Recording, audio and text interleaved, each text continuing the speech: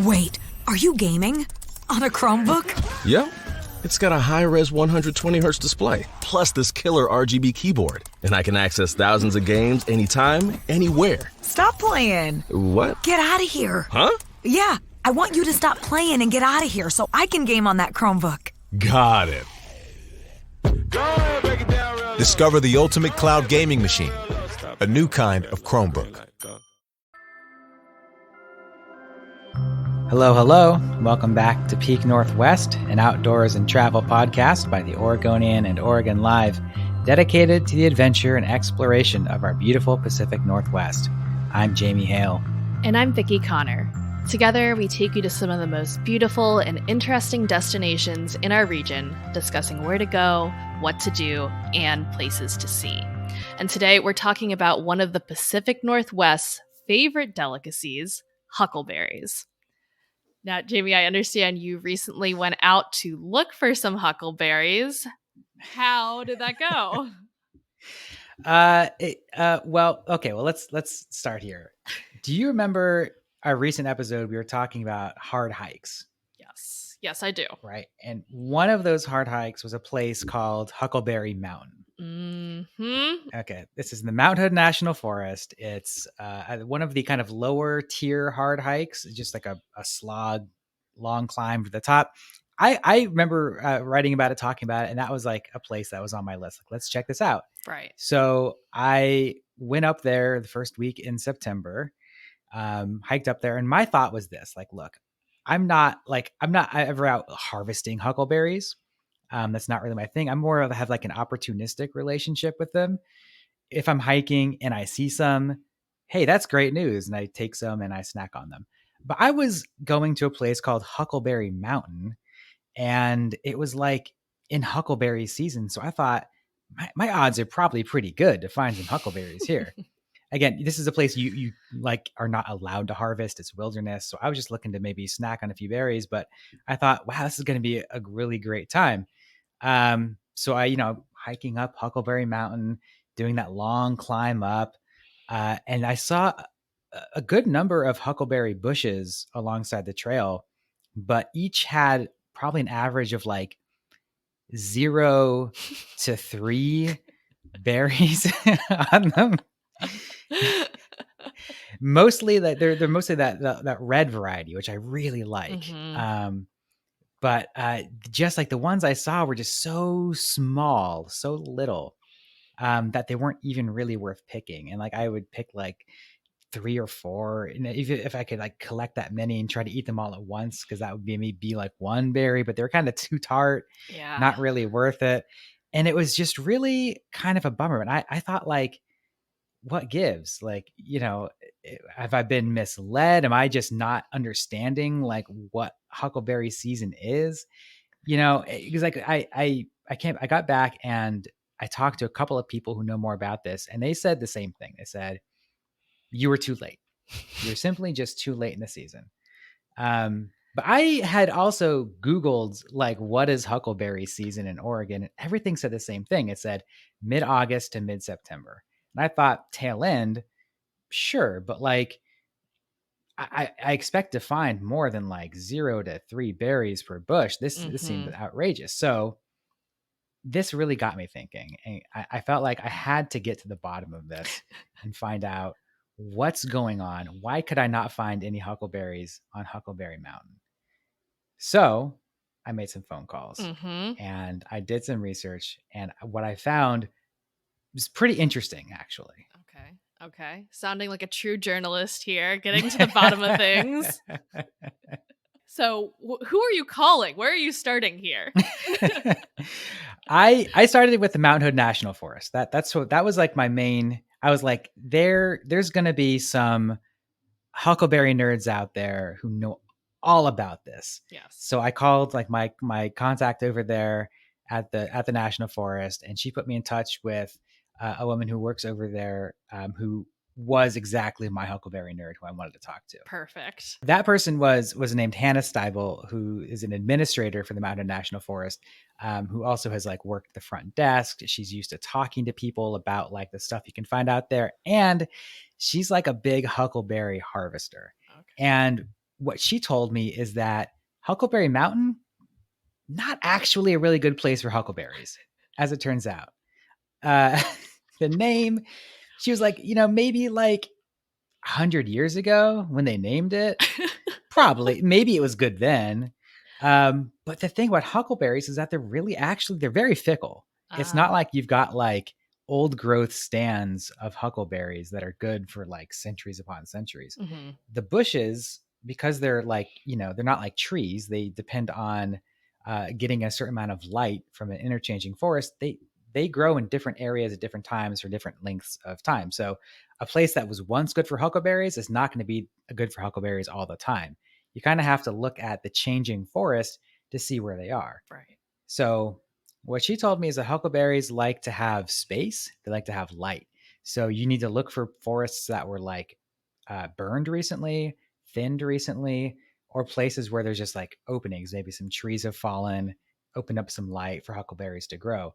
In a place like a wilderness area that hasn't been logged for a while, that hasn't seen a lot of fire for a while, like Huckleberry Mountain, maybe you see some bushes, but they're not going to produce very well because you're in that dark environment. Mm. So not only was I a little bit late, as people are saying, but not necessarily a good place to get huckleberries to begin with. I'm assuming you're going to petition for this mountain to be renamed so it doesn't trick anyone else. They don't have your experience. Man, if I didn't know how slow the bureaucratic mechanisms for renaming places was, I would. But I know that's not going to happen. It's going to take 100 years to make it happen. By then, who knows? Maybe it'll be a good place for huckleberries again. You just don't know. So, Jamie, I'm curious, as with all the global warming happening, is that something that affects huckleberry growth as well? Well, that's what I was thinking too, because, she said this isn't a great spot for huckleberries to begin with, but I was seeing bushes and there were berries on them. And I've had this experience at places where I'm used to getting huckleberries in the past, where like some years are better than others. So I thought, okay, but this doesn't really answer my question of the mystery of, I thought this was huckleberry season. Mm-hmm. What's everyone telling me it's too late? Mid-September. It's not mid-September. Yeah. It's getting there, but it's not. So what's going on here? Is there something at play? And what Hannah told me is that, there is definitely climate plays into huckleberries big time. So in a year like this year, we saw some like early, heat waves. It kind of had that long spring, and then it got really hot, and it got like really wet. But when you have these like really hot summers, it kind of forces the huckleberries to come out sooner. And because we've been having a lot of these in recent years, because climate change is just sort of making more hotter summers, huckleberry season has basically shifted up a little bit. Mm. So where maybe it's traditionally been mid-August, mid-September, now it's basically just like August, and sometimes even into July when it gets really hot. So another piece of the mystery here, if you're looking for huckleberries typically in like the first part of September, you may be too late now. That could have been true even 10 years ago, maybe 20, 30 years ago. But at this point now, you want to basically just look in July. And that's what Hannah said. She said when she goes to harvest, she considers August to be her time, and sometimes even into July to harvest her huckleberries. So it's just different now. Right. So upon moving to Oregon, one of the first assignments that I had for Peak Northwest was going on a backpacking trip, kind of specifically looking for huckleberries. Mm-hmm. And I was just looking back at this episode, it was at the end of August, and we actually got lucky. We're in Gifford-Pinchot National Forest, and we got lucky in finding them, but it did seem like there were some that were kind of, had been on the bush for a while, kind of like tail end. So that was definitely an indicator that for that year, that was 2021, that we are kind of getting to late in the season for them. Yeah, everything's kind of changing with the plants in this changing climate are are changing. And that's something else. The Mountain National Forest pointed me to some recent research about huckleberries and climate change that showed that there's the researchers are estimating that over the next century or so, huckleberries are going to start climbing to higher elevations to try to escape some of this hotter weather. So that is kind of crunching up their available habitat, making it smaller and smaller, making people and animals who rely on huckleberries climb to higher elevations to get them. So not only does that make it harder to find huckleberries, but it also puts potentially humans and animals into direct conflict over those huckleberries. Right. Like, we love them. We love eating huckleberries, making huckleberry pie or whatever you do with them. But bears like them, birds like them, a lot of animals like them as well. You don't want to have to start, arm wrestling a black bear for huckleberries once you get to the patch, right? Totally. And that tracks with my experience on that backpacking trip. We set out thinking like, all right, we don't really know if we're going to find any, but we're going to try. And I would say 75% of that hike, we are keeping our eyes completely peeled and just coming up short, not finding anything. And it wasn't up until we got to like the highest point in our hike that they started popping up. So that makes sense in my experience with it. In that area you were in the Gifford Pinchot National Forest, as I understand, that is like the primo spot for huckleberries here. So in like my huckleberry research, I called up the Huckleberry Inn on Mount Hood. They're in Government Camp, known for like it's like a great like kind of diner. You can get your huckleberry milkshakes, get your huckleberry pie. With a name like Huckleberry Inn, they have to like have them. Yeah. They don't get their huckleberries from Mount Hood because there's not that many productive bushes for like that large an operation. So I talked to them. They said they get most of theirs from across the river in like Mount Adams area, in the Gifford Pinchot, in Washington, on that side of the river. There is apparently that is like the spot for huckleberries for ecological reasons or whatever. I'm not sure exactly what's happened over there to make that, but everyone who I'm hearing like does big time huckleberry harvesting, that's where they go.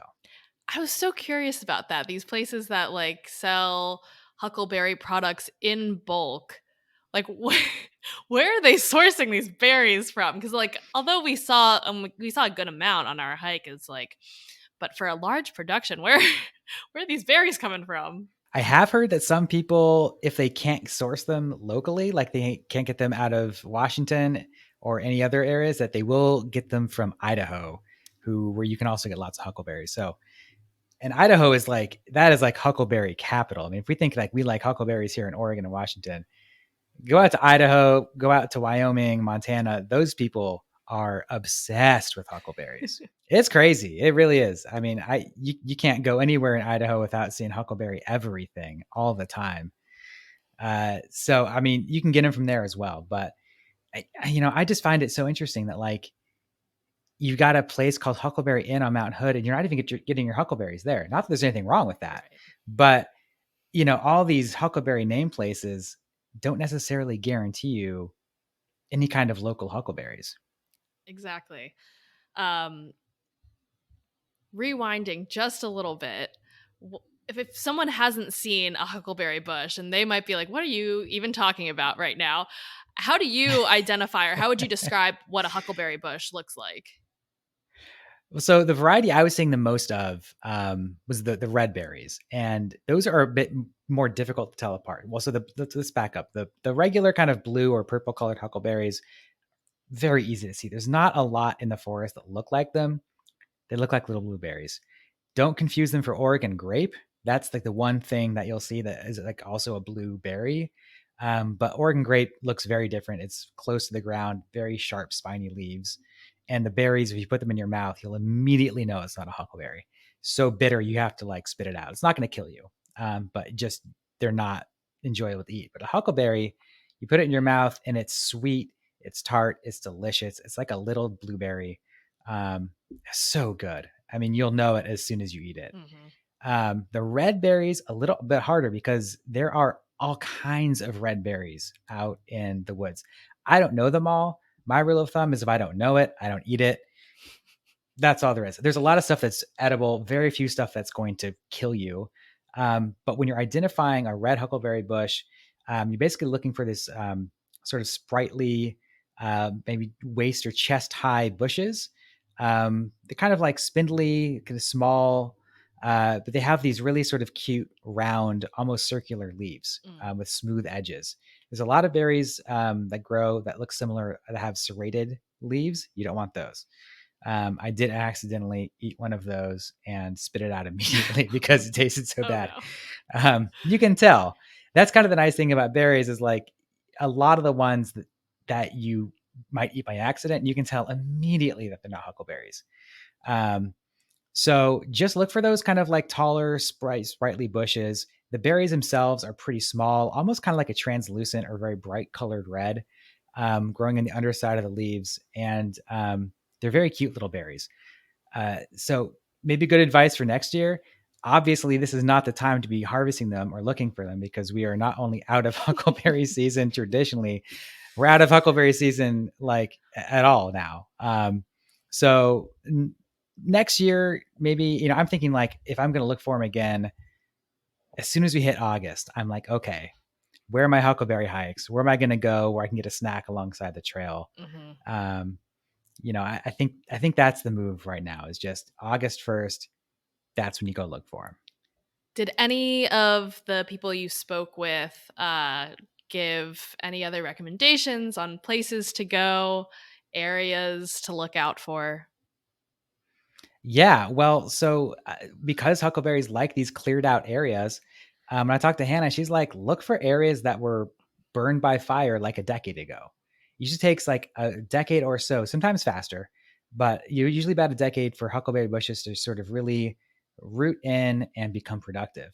So she mentioned the Dollar Fire area on the Mount Hood as a spot that's pretty good productivity wise. And she said there's, a lot of fires that are around this area right now in like the Mountain National Forest that in like 10 years, these will be great huckleberry spots. So, I mean, you just kind of want to look to where you see these kinds of fires or, logging activity happening and then give it some time, or you just go back in time and look to see what happened back in, 2022, 2023 and head up there. Not every area where there's been a fire obviously is like huckleberry habitat, but when you're talking about like this area on either side of the Columbia River, this is great. I mean, huckleberries are in a lot of different places too, but you want to look for those areas where they have water, they have light, and they have space to grow. As soon as you get a bunch of trees crowding them out, they're not happy anymore. As I learned on Huckleberry Mountain, very forested, a lot of canopy, no room for those guys to breathe. Yeah. Got it. So you didn't find many huckleberries on Huckleberry Mountain, but did you still do the whole hike? Oh yeah, it was a great hike. I really liked the hike, I gotta say. I mean, the huckleberries were originally just a bonus. I didn't think about it until I got there. And I was like, oh yeah, maybe I'll find huckleberries. And that became like my obsession while I was hiking. But the hike itself was great. It is a hard hike. I definitely felt it. I was icing my knees after. In part because I have not done that much hiking this summer. I just was really feeling it. But it's, basically 5.5, 6 miles each way. And you're just going straight up. Yeah. It's just continually climbing. It's not that steep, but you're just continuously climbing up and up and up and up and up and up and up. So by the end, it was just like exhausting. I was never like, oh man, this particular hill is so hard. But I was like, am I still walking? Am I still going up? Like it's gotta even out at some point. And it just didn't until the end. But there's 2 spots on the trail where there's viewpoints. You can pop out and get a really nice look at Mountain Hood. One's, I think, about 2 miles in or so. Just kind of there's a cliff right off the side of the trail and you can get a really great view of the mountain.